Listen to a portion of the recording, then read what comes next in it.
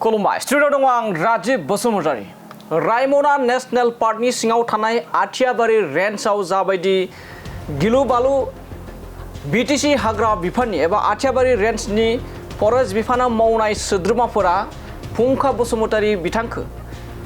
encounter खालामनायनि सायाव बड'लेण्ड जनजाति सुरक्षा मन्चनि वर्किं प्रेसिडेन्ट दावराव देख्रेब नार्जारी बिथांनि गोख्रों फिनजाथाय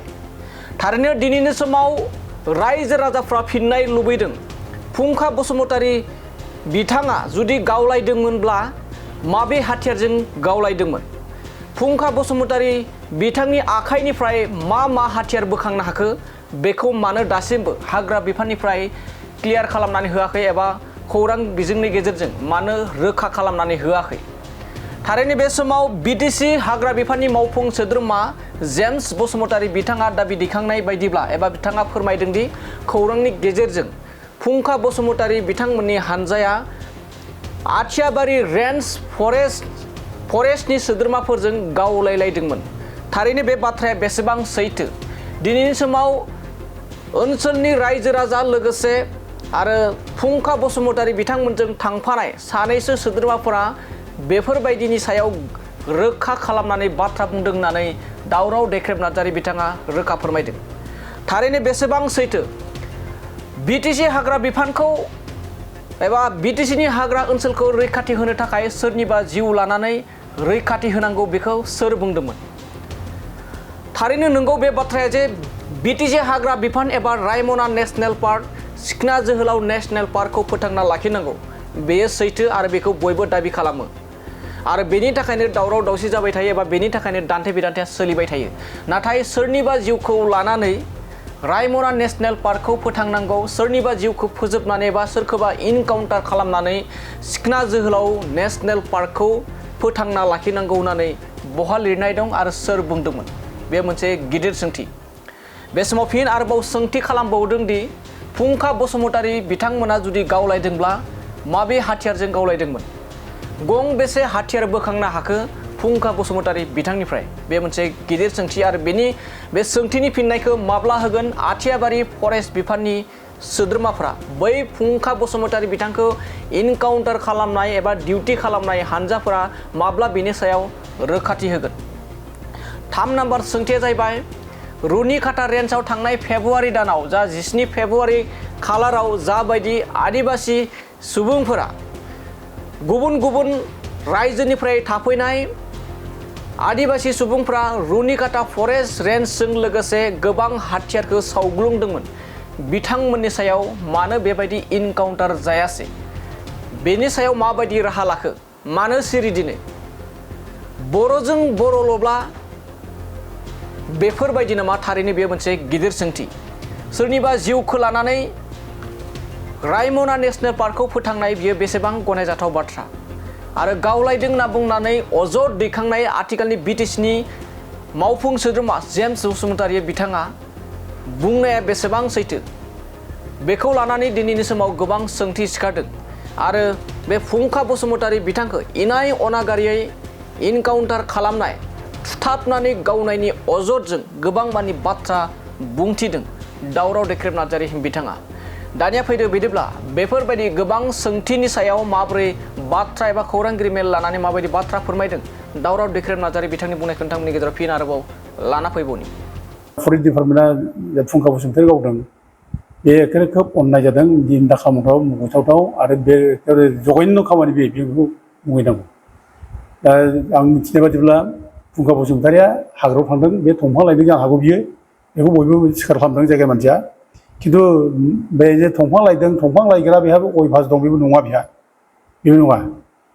दंफां दुलिबारि मावग्रा बेबो नङा बे लोगोफोरजों थांदों दंफां लायदों बेबो नङा जानो हागौ खिन्थु बेबायदि होननानै दंफां लायदों होननानै नोङो जे मानसिखौ गावनांगौ अबे आयेनाव दंफालाय आयेनाव मानसिखौ गावनो मोनो नङा दाय थायोब्लानो गावो नामा दाथ' बानायनाय आं खबर मोनदों दाथ' बे बानायनाय फेब्रिकेसन खालामबाय जे माने गावलायदोंनो खुनु फरेस्टजों गावलायनाय खुनु माने 2 नम्बरनि मानसिफ्रा गावलायनाय बा दंफां लाइफांफ्रा गावलायनाय बिदि जों खुनु खोनाफेराखै जाफेराखै बिदि घटना जायोब्ला गावखौ बासायनो थाखाय डिफेन्ड खालामनो थाखाय बे बाथ्राखौ बुंबाय थायो बानायो दा बानायबाय बे माने गावलायदों होननानै एक्सुवेलि जायनाखि रिपर्ट मोनदों गावलायाखै आरो जायफ्रा साब्रै मानसि खारनांगौ जों लोगोआव दङ बिसोरो डिटेल्स बुंबाय बिसोरनिफ्राय जों खबर मोनदों दा बिसोरबो बुंबाय बिदि खुनु गावलायनाय खोथा गैया थांनाय फरेस्टआ गावदों ओमफ्राय गावसोर जेरैबायदि खारदों ओमफ्राय बे खाराखै बे जायनाखि फुंखा बे खाराखै नैबे माने गावथार जाबाय आरोखि दा अनुमान खालामदों बेखौ हमनानै बेखौ हान्थु फरायनानै माने थुनानै गावदों बायदि मोनसे अनुमान खालामदों आरोखि खर'आव थुनानै गावदों बिनि खर'आ सेरलां मोरलां खाथिनिफ्राय गावनायनि बे माबा बेखौ तदन्त खालामनाय बेखौ मोनगोन बिसि गोजान गोजाननिफ्राय गावा बेखौ मिथिखागोन दा दिनै फेमिलिया मा अबस्थायाव दं सोरबा खबर लादों बर'नि बे दानि बिटिसिनि जायनाखि नेताफोर खबर लादों जेबोथ' खबर लायाखै बिनि फिसाफ्रा बोरै थांनानै दं मा अबस्थायाव दं खबर लादों बेखौ सिखाव साजायनानै बेखौ ओरैबायदि गाज्रि मोनसे माने माबाजों भिक्टिम खालामना होबाय दा बिसोर दायानो जेबो गैया आइ वाइनि न' पि एम वाइनि न' लुनो थांदों थंगन थुख्रास लादों बेनो गावथार जाबाय आइनाव बिदि दं आइनाव बेबायदि दं नामा गावथारनो हानायनि आइनाव मा दं फालाय माबा दाय जादोंब्ला माबा मोनसे भुल जादोंब्ला हमनानै साजा हो जा बेयाव बुंनांगौ बाथ्रा गैया साजा हो दाय मावदोंब्ला रावबो जेबो बुङा दसे मानसिखौ हमनानै साजा होनायाव आयेन गथ'खौ साजा होजोबो बुंदों खिन्थु नों मानो गावखो नोंनो सोर अथ'राइज खालामगौ सोर गावखो सोर थोनदों फालाय बिदिलाय आइनाव बिदि नङा आरो थोनग्रा सोर बिलाय दा बेखौ साजा होनांगौ जाय थोनदों गावनाव जाय इनभल्भ दं बेखौ पानिशमेन्ट होनांगौ आरो बेखौ साख्रिनिफ्राय डिसमिस खालामनांगौ आंनि दाबिया बेसो आरो लोगोसे जायनाखि बे न'खर भिक्टिम जाबाय बे फेमिलिया दा बोरै थांनो हानो बिसि दं सासे फिसा गथ' दङ दा बोरै थांनानै थानो बोरै थांनांगौ बिसोरनो आर्थिक माने सहाय होनांगौ आर्थिक सहाय जाहाथे बिसोर न'खराव थांनानै थानो हायो बेखौ खालामनांगौ दानि गभर्नमेन्टआ बिदि नङा दायनिगिरि जागोन गभर्नमेन्टआ दाया मावबाय फरेस्ट डिपार्टमेन्टआ गावनि दायखौ दोनखोमानो थाखाय दिनै माने फरेस्ट डिपार्टमेन्ट गावदों होनना बुंलाबायनाय बेथ' जाखाथारा नंखाथारा रावबो बिसास खालामा बेखौ बे बानायनाय बे गावखौ डिफेन्ड खालामनो थाखाय बानायनाय दा एथ' जुदि हिर'ब्ला बे बिटिसिनि फरेस्ट डिपार्टमेन्टआ एथ' हिर'ब्ला नोंसोरो थाख्लायाव ना बिसोरखौ गावथारबाय हेमन्तखौ गावथारबाय बिना दसाव बेथ' प्रमान जाबायना बेनो नोंसोरनि हिर'इक माने माबाया फरेस्ट डिपार्टमेन्ट माने फरेस्टखौ रैखा खालामग्रा फरेस्ट डिपार्टमेन्टनि खामानिया बेनो हिर' बिसोरो फरेस्ट मा जाखो थांनाय 17 थारिखनि फेब्रुवारियाव बे रुनिखाता बे मानेखौ फरेस्ट डिपार्टमेन्ट फरेस्ट अफिसखौ एखे दोले बोले फैनानै सावफैबाय सिलाइ रोगालायनानै एखे सिलाइखौ लानानै थांबाय सावबाय बहा थैनानै दंमोन बे फरेस्ट डिपार्टमेन्टनि हिर'आ खिन्थु बिराद हिर'ना बहा दंमोन मानो जेबो खालामहादिया सोर गावथारखो सोरनि सायाव मानो एक्सन लाखो बोरो माथो नायगार एखे मटर बुख्रुबदों अफिसखौ बुख्रुबदों अफिसखौ लुट खालामना लांदों सिलाइ सावदों सेस माने रुनिखाता फरेस्ट अफिसा धंस' मा खालामदों बोरो माबा मोनसे खालामहादों माबा मोनसे जादों दा दिनै गावनि फिसा बर' फिसाखौबा एखे दाय होयै गावथारनाय गावनि बर' फिसाखौबा एनकरेज खालामदों नोंसोर हाग्रायाव थानो मोना सिगियो बिरादनो बर' फिसाखौबा बर' फिसाखौ ओंखारनो नागिरो खिन्थु बे हाग्रायाव जे एथ' मानसि दिनै हाबनानै दं बे बाहेरानिफ्राय दिनै माने बे झारखन्डनिफ्राय हाबनानै थाफैनाय झारखन्डआव थानो जायगा गैला बेयाव इन्डास्ट्रि खुलिनाय मानाय जायगा एखे रानसाव जायगा आरो मावबादिनि उपद्रुब बे मावबादिनि उपद्रुबाव पुलिस मिलिटारि उपद्रुबाव दिनै थानो हायैनि गोबां मानसिया बेयाव खारनानै थाफैबाय दा गोबां मानसि असिनाखि मानसि दं बेयाव भाषाबो रोङा जोंनि माने बे जायगानि भाषाजों मिलाया हाबनानै दंफैयो बिसोरखौ माबा मोनसे खालामदों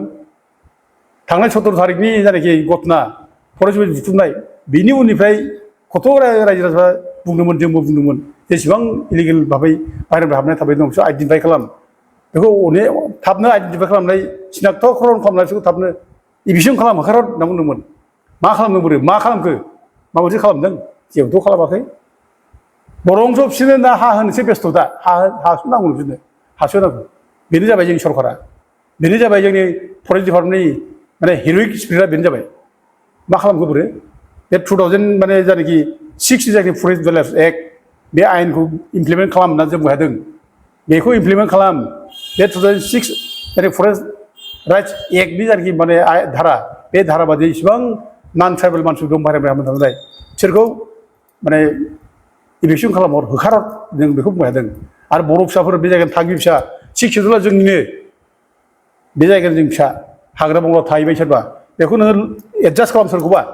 बेखौ होखारनाय बाथ्रा बुंबाय थायो बेखौ सिगिबाय थायो 2006 सिम बर'फ्रा जायफ्रा दंखायो थाबाय थानो हो ओमफ्राय सोरबा जुदि बिदि बाहेरा जुदि सोरबा दंब्ला बेखौ एडजास्ट खालाम 2010 सिम नोंसोर थानो हो जेरावखि गैयाबो हाग्रायाव थानो हो जोंहा खुनु लस जाया जों बे बाथ्राखौ बुंबाय थादों फरेस्ट डिपार्टमेन्टजों रायलायबाय थादों जोङो खालि बर'खौ टारगेट खालामबाय थायो बर'खौ टारगेट खालामबाय थायो बर' फिसासो दंफां दानो बर' फिसासो हाग्रा एवो बर' फिसासो बे रायमना माबाखौ नेसनेल पार्कखौ सिफायो बे गासैबो माने बर' फिसानि दायजोब खिन्थु गुबुनफ्रा जे माने रायमना नेसनेल पार्क माबायाव नेसनेल पार्कनि सिफायजोब्बाय हाग्रा सिफायजोब्बाय बेखौ नोजोर होआ गावजों गावबा बिराद मोसा मालायजोंबा दाउसा हिर' बे गावजों दा EMनि बाथ्रा बुंनाय खोनादों माबा गावलायदों होनना बुंदों फट करे गावखौ डिफेन्ड खालामनानै गावलायदों जोंना फरेस्टनि EMआ गावलायदों होनना बुंबाय लासिं सिं बे एखेबारे फरेस्ट डिपार्टमेन्टनि माने माबाखौ दायखौ दोनखोमानो थाखाय बे बुंबाय आरोखि बे जे डिफेन्ड खालामनो थाखाय बुंदों बियो गावसोरनि दायखौ डिफेन्ड खालामनो थाखाय गावसोर बासायनो थाखाय बुंदों बेखौ माने मिथिगौ गावसोर मिथिखागौ जों बयबो मिथिलायगौ जे रावबो बर' फिसाफ्रा बिदि गावलायनाय रावबो मेन्टेलिटि गैया रावबो बे रोखोम साहस गैया बेखौ मिथिगौ बिदि मिथिसेयावबो दिनै गावसोरनि दाय दसखौ दोनखोमानो थाखाय दिनै फरेस्ट डिपार्टमेन्टआ EMआ जोंना बुंबाय माने गावलायदों आरोखि एनकाउन्टार जालायना गावथारजादों होनबाय लासिं सिं जोंनि EMफ्रा जोंनि लिडारफ्रा बे रोखोम गावजों गाव बानायलायनानै गाज्रि खामानि मावनानै एनकाउन्टाराव थैदों होनलायनाय बिराद लासिं सिंथार आरोखि बे संग्रामनि जाय नेताफोर संग्राम नेताफोरनि खुगायाव समायनाङा आरो जायफ्रा BTC माने काउन्सिल सालायगासिनो दं एथ' खस्थ'जों मोननाय थै गारनानै मोननाय गुबुन सेक्रिफाइस खालामनानै मोननाय बे सेक्रिफाइस खालामनाय BTCआव जिरायनाय मानसिफोरा बेबायदि गावनि फिसाफोरखौ फेब्रिकेट खालामनानै बानायनानै नंखाय स्ट'रि बानायनानै दायनिगिरि खालामनानै बिदि एखेबारे मोनसे ब्रुटाल किलिंस कल्ड ब्लाडेड मार्डार बे खालामनायखौ जास्टिफाइ खालामनाङा बेखौ निन्दायै धिक्कार खालामो जों